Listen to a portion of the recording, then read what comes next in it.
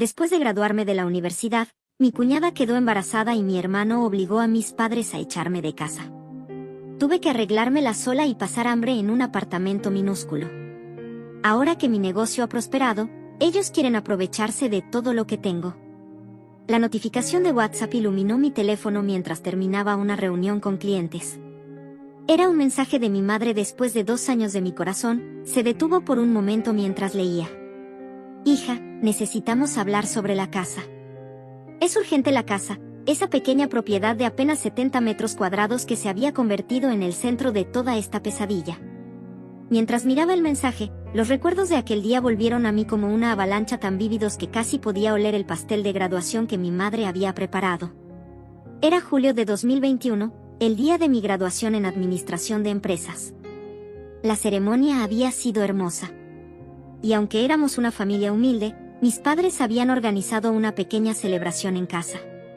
Mamá había decorado la sala con globos plateados y un cartel que decía, «Felicidades, Ana». Mi padre había usado sus ahorros para comprar una botella de vino espumante, algo que solo hacía en ocasiones muy especiales.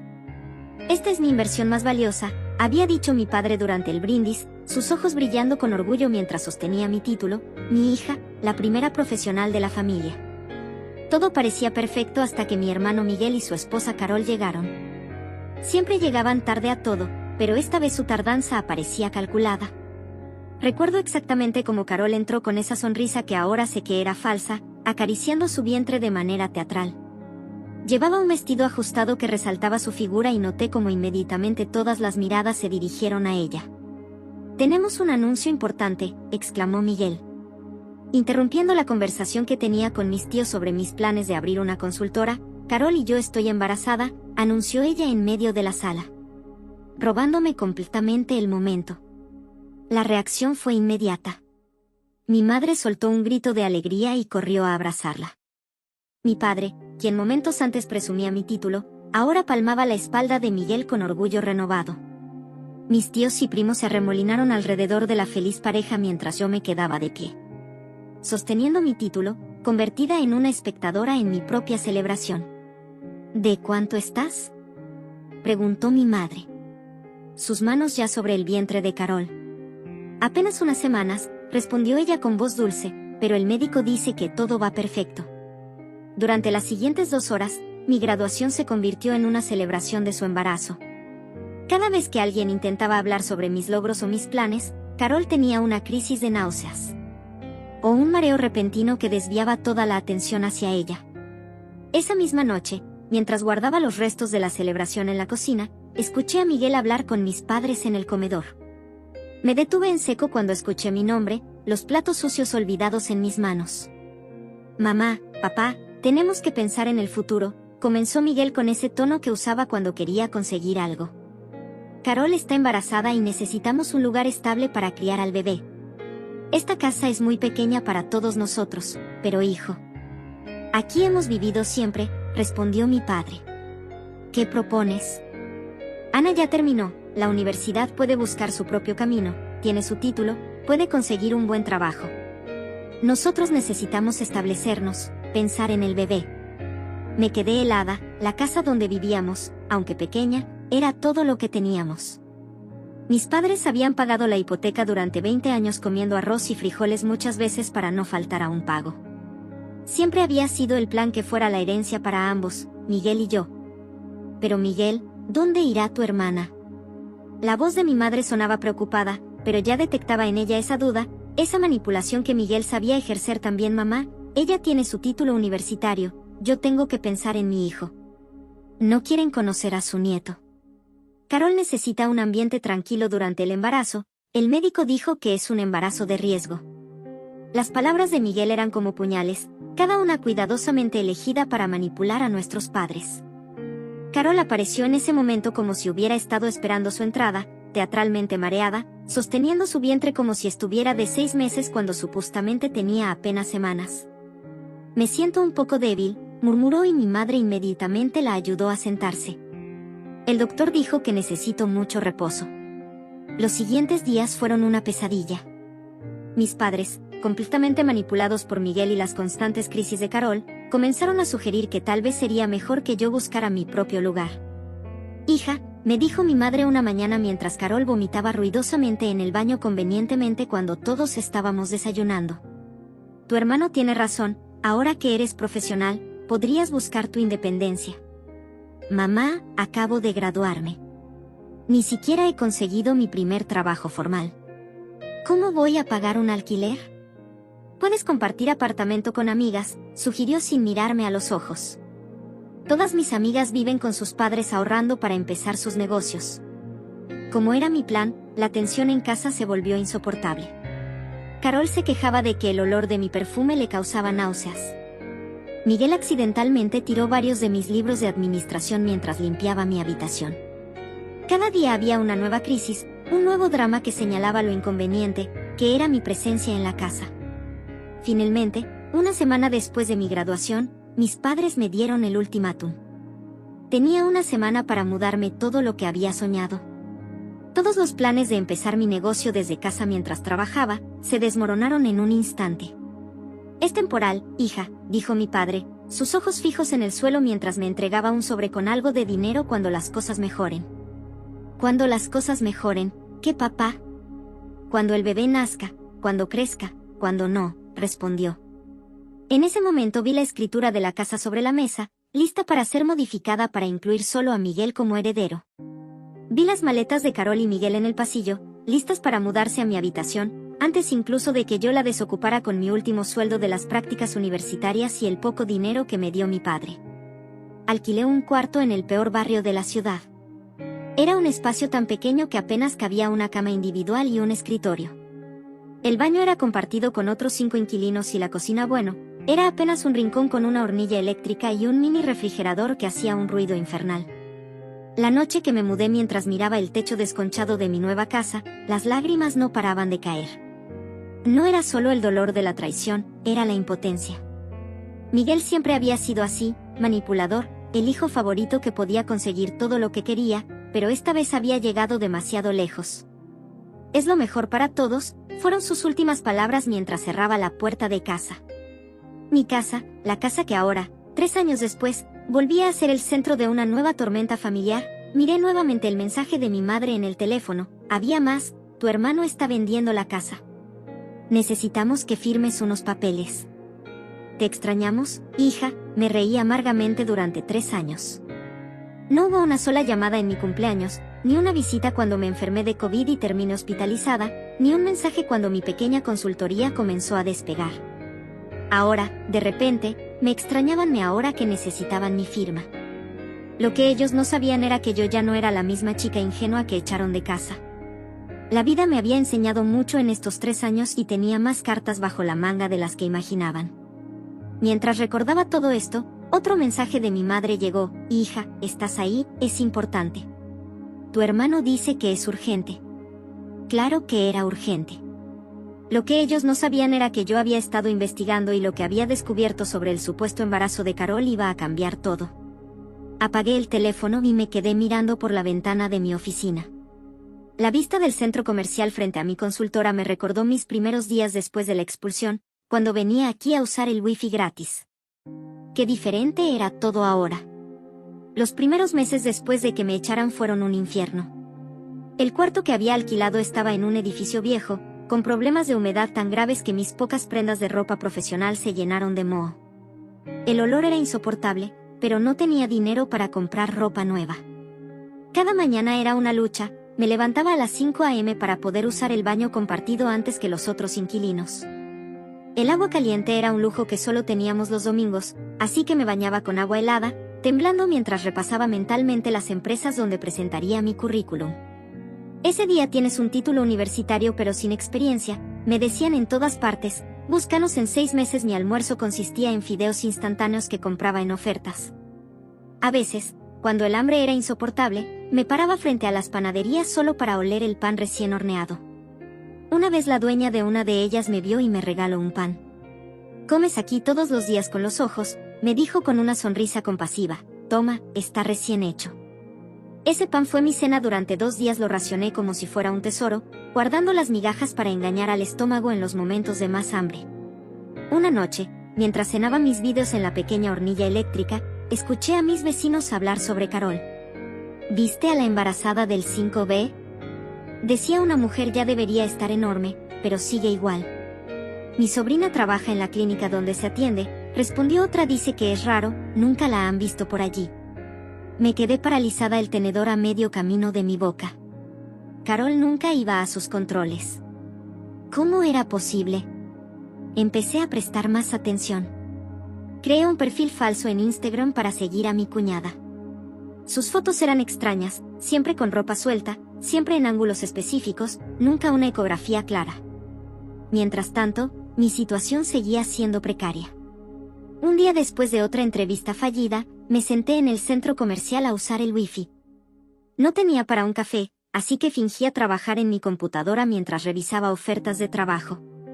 Fue entonces cuando la sexta, Carol entraba a una tienda de ropa sin ningún signo visible de embarazo, aunque según mis cálculos debería estar de casi 6 meses. La seguí discretamente observando cómo se probaba ropa ajustada, su vientre completamente plano. Mi corazón latía tan fuerte que pensé que me desmayaría, saqué mi teléfono y comencé a grabar discretamente. Carol salió del probador, se miró en el espejo completamente ajena a mi presencia. No había ningún bebé. Esa noche no pude dormir. Las piezas comenzaban a encajar, las náuseas estratégicas, la falta de controles médicos, el vientre que nunca crecía. Todo había sido una mentira para quedarse con la casa, pero necesitaba más pruebas, no podía enfrentarlo solo con un video borroso y rumores de vecinos.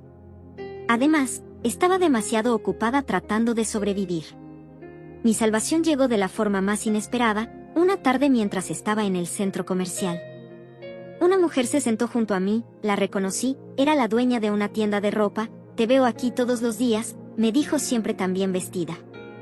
A pesar de todo, me sonrojé, consciente de que mi única blusa profesional estaba desgastada en los puños. Busco trabajo, admití, soy administradora de empresas, sabes, de redes sociales, mi negocio necesita ayuda con eso. Así comenzó mi primer trabajo real. Patricia, la dueña, me pagaba por manejar sus redes sociales y hacer inventario. No era mucho, pero era un inicio. Lo mejor era que podía usar la trastienda como oficina. Un día, mientras organizaba el inventario, escuché a Patricia discutir con su contador. Estos números no tienen sentido, gritaba ella. ¿Cómo puede la tienda estar perdiendo dinero si las ventas han aumentado? Me armé de valor y me acerqué. Disculpe, Patricia, ¿puedo ver los números en 3 horas? ¿Había descubierto el problema?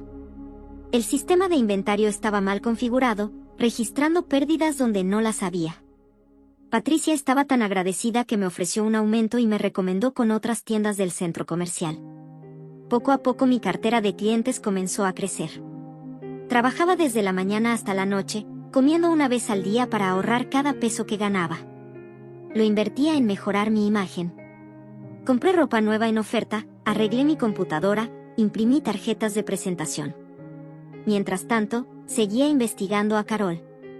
Un día recibí un mensaje de una antigua compañera de la universidad que trabajaba en una clínica. Ana, ¿no vas a creer esto, tu cuñada? Carol Méndez nunca ha tenido una consulta prenatal aquí. De hecho, tenemos su historial.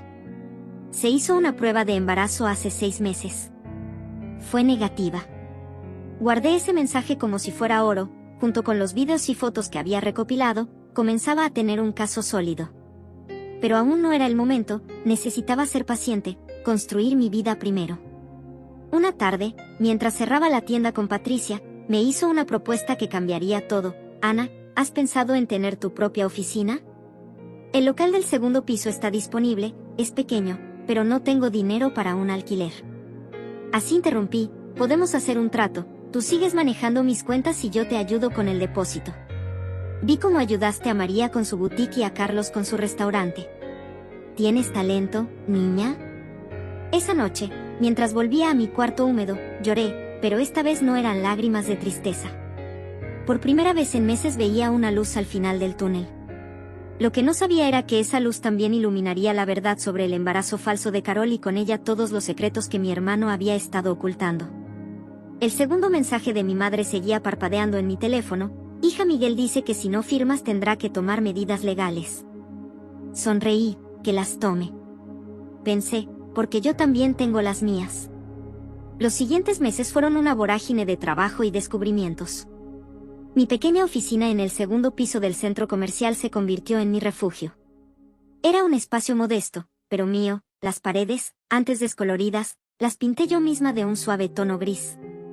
Compré plantas para darle vida al lugar y poco a poco fui armando un espacio profesional con muebles de segunda mano que restauraba los fines de semana. Mi lista de clientes crecía. Ya no solo manejaba las cuentas de las tiendas del centro comercial. Pequeños empresarios de la zona comenzaron a buscarme para ordenar sus finanzas y mejorar sus negocios. Trabajaba desde el amanecer hasta la noche, pero cada peso ganado era un paso más lejos de aquel cuarto húmedo donde había comenzado una tarde. Mientras revisaba las cuentas de una nueva clienta, recibí un mensaje de María, una excompañera de la universidad que trabajaba en el registro civil. Ana, no vas a creer lo que encontré. Tu hermano Miguel estuvo aquí hace unos días, vino a preguntar sobre los requisitos para vender una propiedad heredada. Mencionó algo sobre necesitar solo su firma porque tú habías renunciado a tus derechos. Mi sangre hirvió renunciar a mis derechos. Jamás había firmado nada semejante. Le pedí a María más detalles y lo que me contó me dejó helada. Miguel había estado averiguando cómo vender la casa sin mi consentimiento. Esa misma noche, mientras cerraba la oficina, vi a Carol en el centro comercial. No estaba sola. La acompañaba un hombre que no era mi hermano y la forma en que se tomaban de las manos no dejaba lugar a dudas sobre su relación. Lo seguí discretamente grabando con mi teléfono, entraron a un café y se sentaron en una mesa alejada. Carol reía y se inclinaba hacia él de una manera que nunca la había visto con Miguel. En un momento, el hombre puso su mano sobre el vientre de Carol completamente plano, a pesar de que, según sus cuentas, debería estar en su último trimestre de embarazo. No puedo creer que haya funcionado. La escuché decir cuando pasé cerca de su mesa pretendiendo buscar el baño. Miguel, ¿es tan idiota? ¿Cree que estoy embarazada desde hace más de 7 meses? El hombre rió. ¿Y qué harán cuando se supone que deben hacer el bebé? Ya tengo todo planeado, un trágico accidente. Miguel está tan ocupado tratando de vender la casa que ni siquiera se da cuenta de que no he engordado nada. Sentí náuseas, no solo por la crueldad del engaño, sino por la frialdad con la que planeaban todo. Regresé a mi oficina y me senté frente a mi computadora temblando. Fue entonces cuando recordé algo, abrí mi correo y busqué un email de hacía varios meses. Era de la clínica donde supuestamente Carol se atendía. En un momento de desesperación me había hecho pasar por ella para solicitar su historial médico. El archivo adjunto era demoledor. Carol no solo no estaba embarazada, sino que se había realizado un procedimiento que le impedía quedar embarazada 2 años antes de conocer a mi hermano. Mientras procesaba esta información, mi teléfono sonó. Era un número desconocido. Ana, era una voz familiar. Soy Sandra, la vecina de tus padres. Sandra había sido como una segunda madre para mí durante mi adolescencia. Su voz sonaba preocupada. Necesito contarte algo, continuó. Escuché a tu hermano discutir con Carol anoche, fue horrible. Él gritaba sobre dinero, sobre deudas de juego. Ana, creo que planean hacer algo con la casa.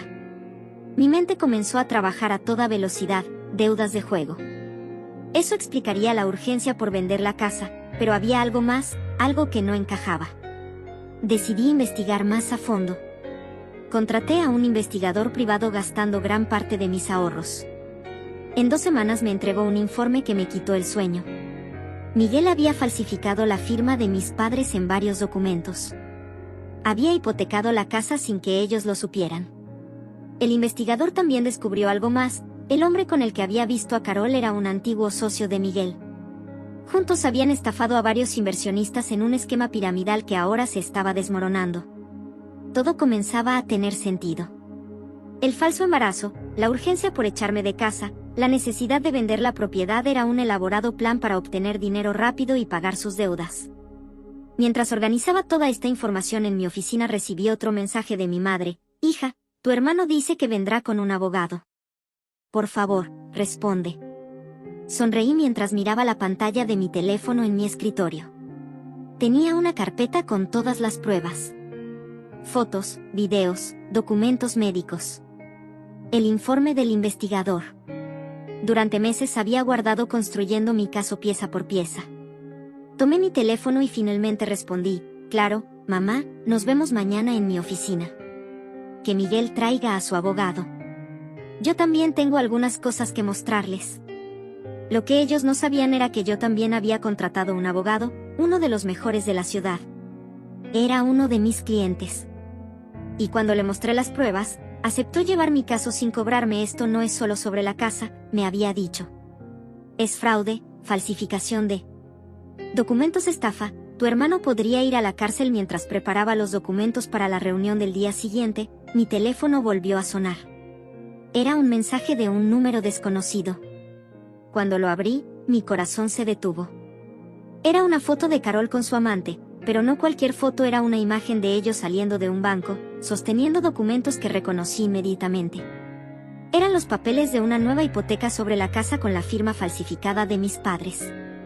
El mensaje que acompañaba la foto era simple: mañana a las 10 a.m. trae los papeles firmados o esto se pone feo.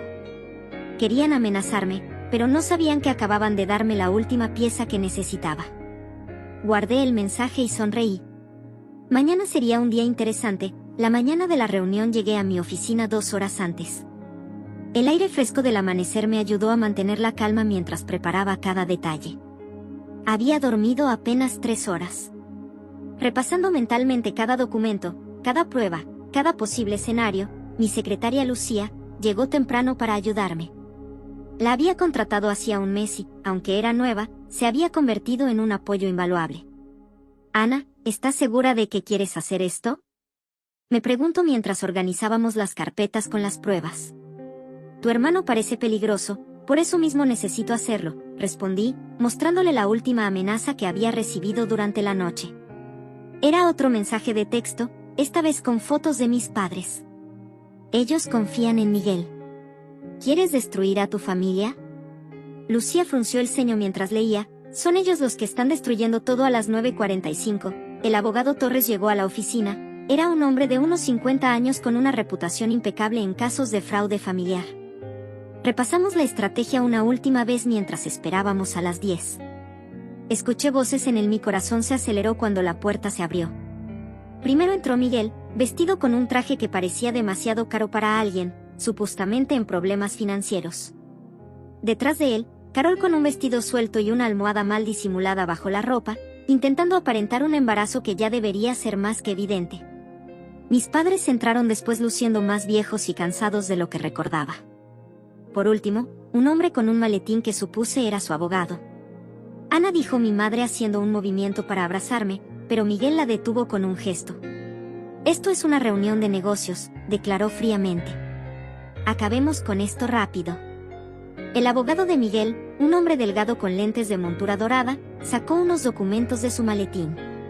Señorita Morales, comenzó con tono condescendiente, tenemos aquí los papeles de transferencia de sus derechos sobre la propiedad. Si los firma, ahora podemos evitar procedimientos más complicados. Mantuve mi expresión neutral mientras el abogado Torres se levantaba de su asiento. Antes de proceder, intervino: mi clienta tiene algunas preguntas sobre ciertas irregularidades que hemos detectado. Miguel se tensó visiblemente. ¿Irregularidades? ¿Qué irregularidades y quién es usted? Soy el abogado Torres, representante legal de Ana Morales. Y tenemos pruebas de múltiples fraudes relacionados con la propiedad en cuestión. Carol se movió incómoda en su asiento, ajustando la falsa barriga de embarazo. Fue entonces cuando implementé la primera parte de nuestro plan. Lucía, llamé a mi secretaria. ¿Podrías traernos café? Ah, y por supuesto, un té de hierbas para Carol en su estado. El café no es recomendable, ¿no? Exclamó Carol demasiado rápido. Es decir, ya tomé mi té esta mañana, insisto. Dije con una sonrisa. De hecho, tengo ese test especial para embarazadas que tanto recomiendan los médicos. ¿Cómo va todo con el doctor Ramírez? ¿Debe estar contento con el progreso del embarazo? Carol palideció. Sí, todo va bien. Qué extraño, comenté mientras Lucía servía las bebidas, porque el doctor Ramírez se jubiló hace 3 años y la clínica donde supuestamente te atiendes no tiene registro de ninguna consulta prenatal tuya. El silencio que siguió fue ensordecedor. Miguel intentó mantener la compostura, pero vi cómo su mandíbula se tensaba. ¿Qué estás insinuando? Gruñó. No insinuó nada. Abrí una carpeta y comencé a sacar documentos. Tengo pruebas. Carol nunca estuvo embarazada, De hecho se realizó una ligadura de trompas hace años. Antes de conocerte, mis padres jadearon la madre perfecta, la nuera ejemplar que les había prometido un nieto. Se desmoronaba frente a sus ojos. «Esto es ridículo», gritó Miguel levantándose. «No vinimos aquí a escuchar tus teorías conspirativas teorías». Presioné un botón en mi computadora y el proyector se encendió mostrando las fotos de Carol con su amante. También es una teoría que tu esposa te engaña con tu antiguo socio, el mismo con el que planeaste el esquema piramidal que ahora te tiene ahogado en deudas. El abogado de Miguel comenzó a recoger sus papeles visiblemente incómodo. «Creo que deberíamos reprogramar esta reunión». «Oh, no hemos terminado», intervino el abogado Torres. «Todavía no hemos llegado a la parte donde su cliente falsificó las firmas de sus padres para hipotecar la casa sin su conocimiento». Mis padres se giraron hacia Miguel, el horror reflejado en sus rostros. «¿Qué hiciste?» «Que todo fue una mentira». Continué, mi voz temblando ligeramente. «El embarazo, la necesidad urgente de que me fuera de casa. Todo fue parte de un plan para conseguir la casa y usarla como garantía para sus estafas. Saqué más documentos, estados de cuenta, préstamos, papeles falsificados. Cada pieza de evidencia era un nuevo golpe que hacía temblar el castillo de mentiras que habían construido». Carol, aparentemente decidiendo que ya no tenía sentido mantener la farsa, se levantó y se quitó la almohada de debajo del vestido. «Miguel, esto se acabó. No puedo seguir con esto». «Cállate», rugió él, pero era demasiado tarde. «Tu hermano tiene deudas de juego», continuó ella dirigiéndose a mí y a mis padres. «Debe más de lo que vale la casa». Pensó que si conseguía la propiedad podría venderla antes de que los acreedores vinieran por él. Mi madre comenzó a llorar. Mi padre, siempre tan fuerte, parecía haber envejecido 10 años en 10 minutos, pero hay más. Agregué sacando el último conjunto de documentos. Miguel no solo quería vender la casa, ya la vendió usando documentos falsificados. El problema es que la vendió a 2 compradores diferentes. El abogado de Miguel se levantó abruptamente. «Me retiro de este caso, no puedo representar». «Siéntese», ordenó el abogado Torres. «Esto ya no es una simple reunión familiar, estamos frente a múltiples delitos: fraude, falsificación, estafa. Su cliente necesitará toda la ayuda legal posible». Miguel, acorralado, mostró su verdadera naturaleza. «Todo esto es tu culpa», me gritó. «Si te hubieras mantenido fuera de esto, si hubieras firmado cuando te lo pedí». «Mi culpa». Me levanté enfrentándolo por primera vez en años. «Me echaste de casa, me obligaste a pasar hambre, frío, humillaciones y dices que es mi culpa». «No, Miguel, esto es el resultado de tus propias acciones, Ana». Sollozó mi madre. «Perdónanos, no sabíamos». «Lo sé, mamá», respondí suavemente. «Por eso preparé 2 carpetas diferentes, una con todas las pruebas para presentar cargos contra Miguel y Carol y otra con un plan para salvar la casa y proteger a ustedes de los acreedores». Miguel se derrumbó en su silla, toda su arrogancia evaporada. Carol, aprovechando la confusión, intentó escabullirse, pero Lucía bloqueaba la puerta. «Tienen 2 opciones», anunció el abogado Torres. «Podemos llevar esto a la justicia, donde enfrentarán cargos por fraude y falsificación, o podemos llegar a un acuerdo que proteja a sus padres y la propiedad». «¿Qué tipo de acuerdo?», preguntó Miguel, su voz apenas un susurro. «Confesarás tus deudas, entregarás todos los documentos falsificados y trabajarás para pagar cada peso que debes. La casa volverá a nuestros padres y tú no tendrás ningún derecho sobre ella». «¿Y si me niego?», sonreí mientras sacaba mi teléfono. «Entonces estas fotos tuyas saliendo del casino, los documentos de tus estafas y las pruebas del embarazo falso llegarán a las autoridades. Tú eliges». El silencio que siguió fue interrumpido por un sollozo de mi madre. Mi padre, recuperando algo de su compostura, se levantó. «Firma los papeles», Miguel ordenó con voz quebrada. Se acabó mientras observaba a mi hermano firmar los documentos que el abogado Torres había preparado. No sentí la satisfacción que esperaba en su lugar. Sentí una extraña mezcla de tristeza y liberación, pero lo que ninguno de ellos sabía era que esta no era toda la historia. Había algo más, algo que había descubierto durante mi investigación, algo que cambiaría para siempre la dinámica de nuestra familia. Después de que todos se fueron de la oficina, me quedé sola con mis padres. El silencio era pesado, cargado de años de malentendidos y dolor. Mi madre no paraba de llorar y mi padre miraba por la ventana como perdido en sus pensamientos. Hay algo más que necesitan saber, dije finalmente, sacando una última carpeta de mi escritorio, algo que descubrí mientras investigaba a Miguel. Mi madre levantó la vista, sus ojos rojos de tanto llorar. ¿Qué más puede haber, hija? Ya es suficiente dolor por hoy. Esto es diferente, respondí abriendo la carpeta. ¿Recuerdan cuando Miguel comenzó a cambiar, cuando empezó a meterse en problemas? Mi padre se giró repentinamente interesado. Fue después de que murió tu tío Roberto, dijo el hermano de tu madre. Exacto, confirmé. El tío Roberto, el exitoso empresario de la familia, el que supuestamente le dejó una herencia a Miguel, supuestamente. Preguntó mi madre. Saqué varios documentos y los extendí sobre la mesa. Eran viejos, algunos amarillentos por el tiempo, pero perfectamente legibles. El tío Roberto nunca le dejó nada a Miguel, revelé. De hecho, dejó toda su fortuna a una fundación para niños con cáncer, pero alguien falsificó su testamento. Mis padres se inclinaron sobre los papeles. Eran copias del testamento original, junto con documentos bancarios y cartas manuscritas del tío Roberto. Miguel nos mostró otros papeles, murmuró mi padre, dijo que el tío Roberto lo había elegido como su sucesor. Todo era falso, interrumpí, y hay más. ¿Recuerdan al abogado Mendoza, el que manejó todo después de la muerte del tío? Mis padres asintieron. Murió en un accidente de auto 2 semanas después, pero antes de morir envió esto. Saqué un sobre sellado. Lo había guardado en una caja de seguridad con instrucciones de que se abriera si algo le pasaba, con manos temblorosas. Abrí el sobre y leí la carta. Querida familia Morales, si están leyendo esto, algo me ha pasado, necesito confesar algo. Miguel me obligó a falsificar el testamento de Roberto. Me amenazó con exponer algunos errores de mi pasado, pero la verdad es que Roberto dejó todo su dinero a la fundación. También debo decirles que la noche antes de morir, Roberto me confesó que tenía sospechas sobre Miguel, creía que alguien estaba robando de sus cuentas. Mi madre se llevó las manos a la boca ahogando un grito, mi padre se dejó caer en una silla, el peso de la verdad. Aplastándolo. Hay más, continué. El detective que contraté encontró esto, mostré una serie de fotografías. Miguel saliendo del edificio del tío Roberto la noche de su muerte, que oficialmente había sido catalogada como un ataque cardíaco, no, susurró mi madre. No puede ser, las cámaras de seguridad lo captaron entrando a las 11 de la noche. El tío Roberto fue encontrado muerto a la mañana siguiente y esto saqué a un recibo de farmacia. Miguel compró digitales una semana antes, es una medicina para el corazón que en dosis altas puede provocar un ataque cardíaco. Mi padre se levantó de golpe, su rostro, una máscara de horror y furia. ¿Estás diciendo que Miguel no tengo pruebas definitivas? Admití, pero hay demasiadas coincidencias.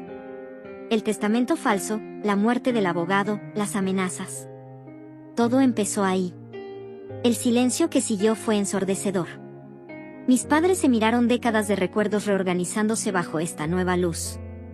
¿Por qué nos muestras esto ahora?, preguntó finalmente mi padre. Porque necesitan saber la verdad sobre el hijo que eligieron por encima de mí, y porque dudé un momento, porque el detective encontró algo más.